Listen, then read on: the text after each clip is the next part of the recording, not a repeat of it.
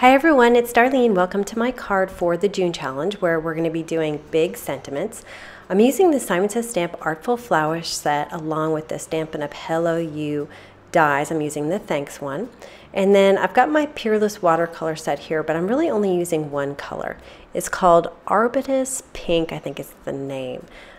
So anyway, I'm just going to do a wash of that in just a minute. But the first thing I'm going to do is stamp my flowers. I'm going to take all three flowers. They're just a little bit different.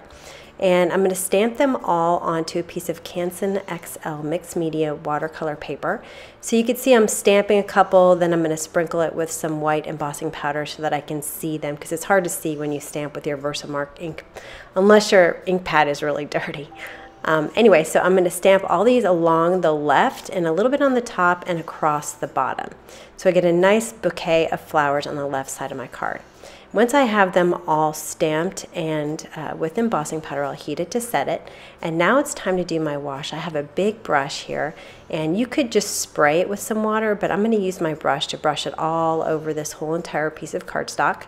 And I want it to be really heavy with water because I don't want it to be very dark. I want my wash to be light. So with the more water you use, you'll get a lighter color. So I'm going to really load this up with water. And of course it's going to curl up, especially since it's pretty thin paper. But I just take my paper piercer and I poke it down, and then it levels out and flattens so that I can work with it in just a minute. You can see how intense the color is by just dabbing it a tiny little bit on this piece of paper is how these Peerless watercolors come. I'm going to do pretty dark on the left-hand side, and then I'm going to wash it out as I get to the right. So you can see I dipped it a couple of times into my color, and then once I started washing it toward the right, I stopped dipping my brush into the color so that I would really get it faded out into white. So I'm loading my brush with some more water to make sure that I get a nice blend all the way out to the edge. And you can pull out as much color or as little color as you want, but just make sure that you color all the way out to the edge so you don't get any water lines or staining anywhere on the panel. At least that's not the look that I was going for. So I just want a nice even color. My sentiment is going to be black, so I'm just going to take my die and run it through my Big Shot with a piece of black Stampin' Up! Cardstock. I tried something new with my watercolor panel. You can see that it's very flat. It's really not warped at all. What I did was I waited till it was dry but still a tiny bit damp, and I put it under a book and I left it there for maybe 10 or 15 minutes, and it really removed a lot of the warping. I was surprised, and I think that has a lot to do with the fact that this paper is kind of a thin paper. Okay, so now it's time to color my flowers. You can see I have a Zig watercolor pen. This is just the pink color. I think it comes in the basic pack, the 12 pack. And I'm coloring on one side of my petals. So I'm kind of randomly doing it. Sometimes it's the left, sometimes it's the right, but just one side, and also at the bottom, like at the base of the flower. And then I'm going to dip my brush. I just have kind of a smallish brush. It's number 4. And I'm just going to dab in some water. You could just dab across the line so that you get rid of kind of that harsh line that was drawn, or you can, like I did, pull the pink all the way across and cover the whole flower. I wanted it to be a very smooth color, so I made sure that I covered my whole petal with water so that I didn't get any water staining. I wanted it to be nice and smooth and across the whole petal. So you can see I have a tissue off to the side to wipe off any excess color. If I get too much color on my brush, I want to wipe it off because I do want there to be some variation of color across the petal. So I want the darkest areas to be where my marker has been laid directly to the paper. Another thing that I'm keeping in mind here is I want to get a thin layer of water. So I don't want to get pools of water because then it's going to get water stained and I'm going to get more of a watercolor look than a smooth color. So I'm keeping that in mind as I'm coloring these flowers. So here I'm doing another one. I'm just going to color the side and also the base. And I'm changing up which side I'm doing, and there's really not a pattern. I'm just sort of deciding based on how close the petals are. So if the petals are close together, I'm not going to color the common side. So I'll do, like on these two, I'm doing the left side of both, and then I'm doing the next one on the left side as well. But you can see on those bottom two petals that are further apart, I colored the sides that face each other with the marker. If you want, you can change this up to have more of a watercolor look by just tapping in water and letting the water do the work. So you can see I'm really kind of brushing the color across the petal. because of the way I want it to look, but you can certainly tap it in there, let the water do the work, and you'll get more of a artsy watercolor look. It also really helps to have these outlines embossed so that it helps me to keep the water inside the lines. I'm going to speed up this coloring. It's going to take me about 1.5 minutes, so you can fast forward or you can just relax and watch it come together.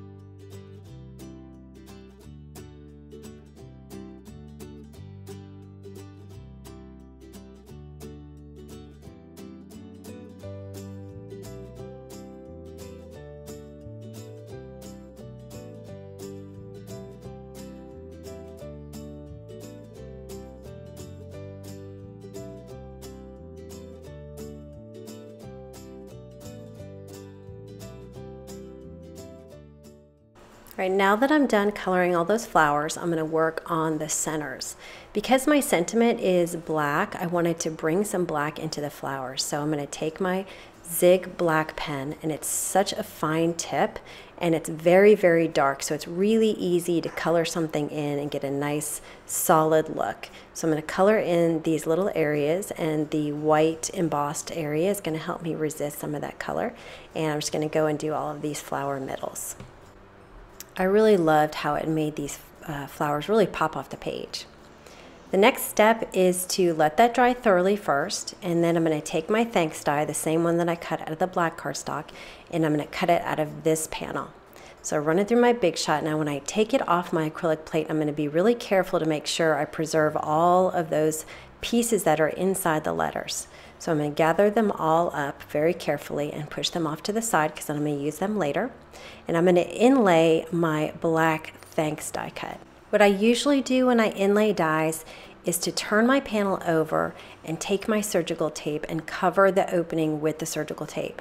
So all the sticky side is facing up once I flip the panel over. So I like to do a bunch of little pieces. You could do a bunch of big pieces straight across. You can see it's already sticking to my craft mat, and it's just enough stick to really hold everything together. Now I did take my sentiment and put some 2A glue pen on the back just to make it doubly secure since the sentiment is so thin. I just wanted to make sure that it wasn't going to pop up anywhere, so I added some 2A glue, and then I'm going to place it inside my panel. You can see I'm holding it with my right, and then I'm pushing it down with my left hand. And that's to make sure that it goes exactly where it needs to go, because it is going to stick once it gets in there. So I want to make sure it's all the way to the edge on each of the letters. So I'm going to press that firmly into place. And once I have my black piece in there, I'm going to start inserting the pieces from the base panel. So I'm going to grab my pick-me-up stick, and I'll take each one at a time. And I'm not going to put the 2A glue on these because these are sort of bigger. I'm not too worried about them popping out because the surgical tape is pretty sticky. So I'm going to put these pieces back in like a little puzzle. I'll use the acrylic side on my other side of my pick-me-up stick to arrange them exactly into each hole. All right, once that's done, I'm going to do one more thing. I decided I wanted a little bit extra on this card. You don't have to do this next step, but I'm going to add some black splatters. I love to do my splatters with the Gonzai Tombi palette. The splatters are very dark and they're almost kind of glossy. You get a really nice splatter. So you can actually buy this palette individually if you want to buy just the black. I'm going to use a medium-sized brush, but I'm not going to use that much water because I want my splatters to be pretty small.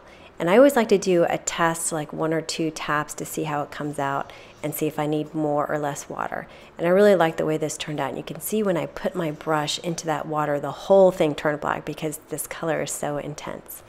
Or so I'm going to show you what these splatters look like. It's just a little bit of a detail. So next I'm going to finish this off by adhering it to my card base. So I'm going to put some ATG tape runner on the back of my panel, and then I'm going to put it on this card base, which is Neenah Solar White 4 1/4 by 5 1/2 inch folded. Another benefit of using this watercolor paper that's so thin is it takes the form of the card base. So if there is any warping on the paper, the card base, which is thicker, will take over as the form of the card. So when I lift this up, you can see that there's really hardly any warping on this. And I did use quite a bit of water, if you remember, on that wash at the beginning. So anyway, that is the card for today. I hope you enjoyed it, and I hope you'll join me in the challenge this month. Thanks for watching.